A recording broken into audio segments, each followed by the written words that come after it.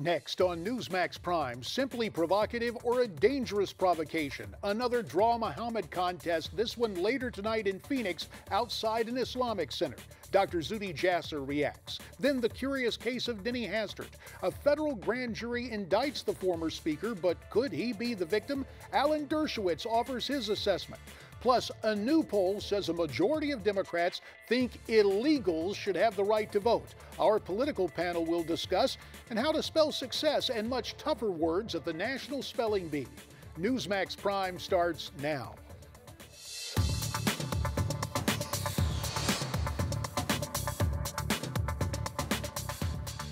Welcome to the Friday edition of Newsmax Prime. Two stories of prime interest tonight. The FBI asking local law enforcement to help track terrorists here at home. But first, the city of Phoenix on edge tonight as John Ritzheimer, a Marine veteran, has organized a Draw Muhammad contest outside an Islamic center. Ritzheimer was on CNN last night to explain his reasoning. I'm really trying to achieve exposing Islam and the truth about what's written in the Quran. People, even Mr. Mudd that's joining us, he's said that he thinks this is a bad idea. And some would probably argue that, the signers that signed the Declaration of Independence was a bad idea back in their day. So you're comparing yourself to the signers of the Declaration of Independence? Yeah. I don't want to live in fear.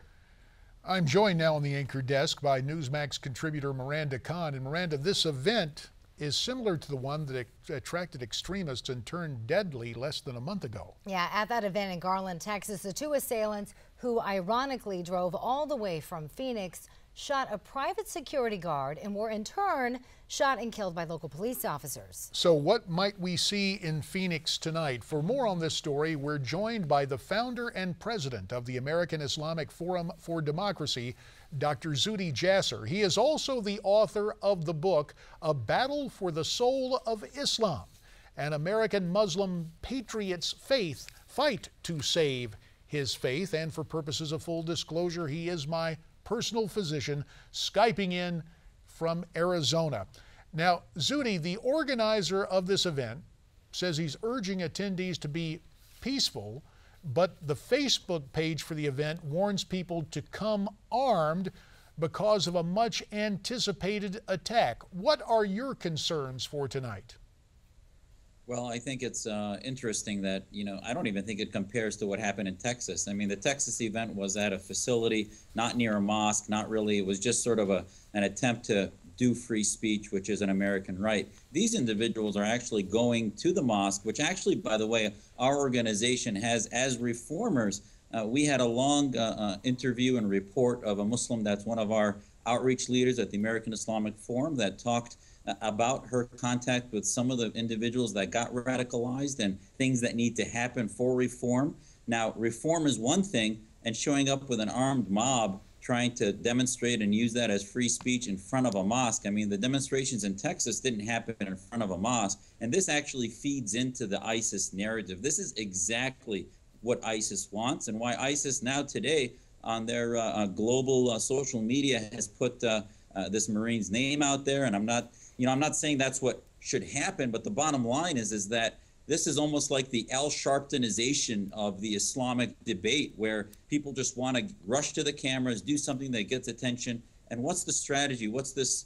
This Marine served our country well as a Marine, but now he's really doing something that doesn't have any strategy at all. What are your major concerns? I mean, obviously violence is one of them, but are you concerned about the men and women that are overseas and the men and women that are here in this specific area? Well, our military will protect them. I'm concerned if there's unneeded violence where you have somebody come from 1,000 miles away, just like they went to Texas from Phoenix, just to do an act of violence. I'm not that concerned about the mosque itself.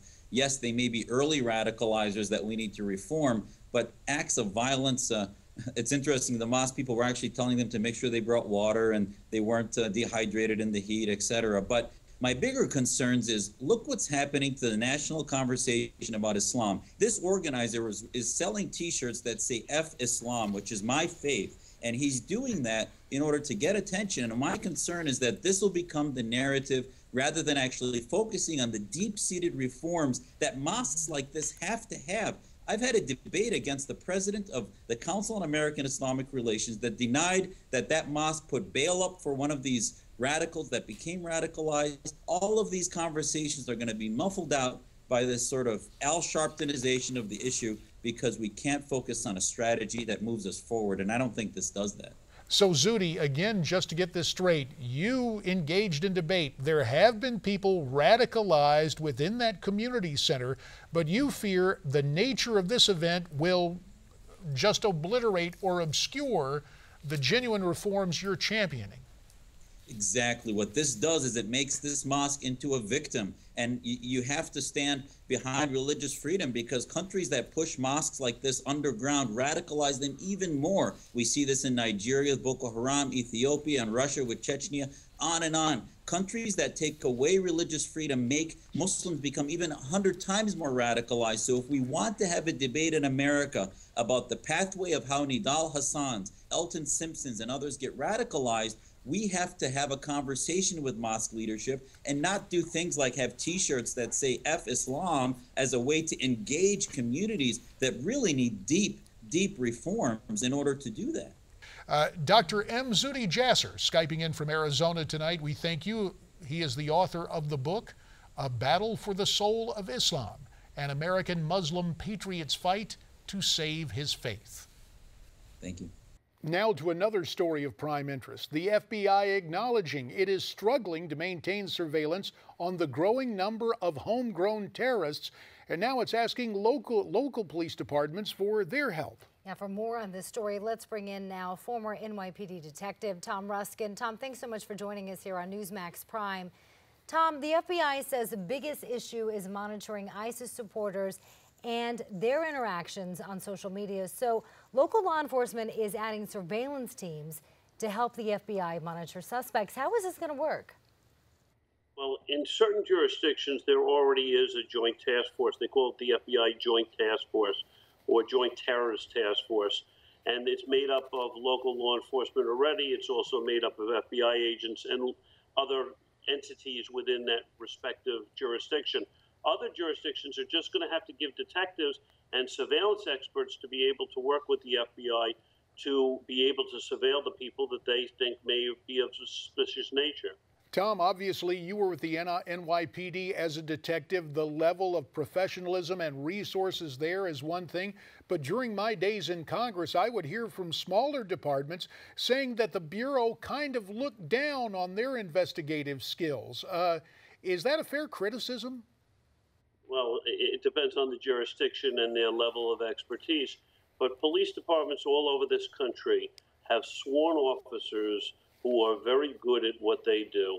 And if they don't have the talent, then they know where to reach out in their area to be able to find the talent. And I think the FBI is very smart in reaching out to these departments and seeking their help. But are they trained? I mean, are they equipped to handle the task at hand? It depends what the task at hand is. Certain departments in certain jurisdictions have better officers who are better trained at surveillance and questioning people than other jurisdictions. The FBI may have to have training classes for those departments, those smaller departments, to be better able to equip them.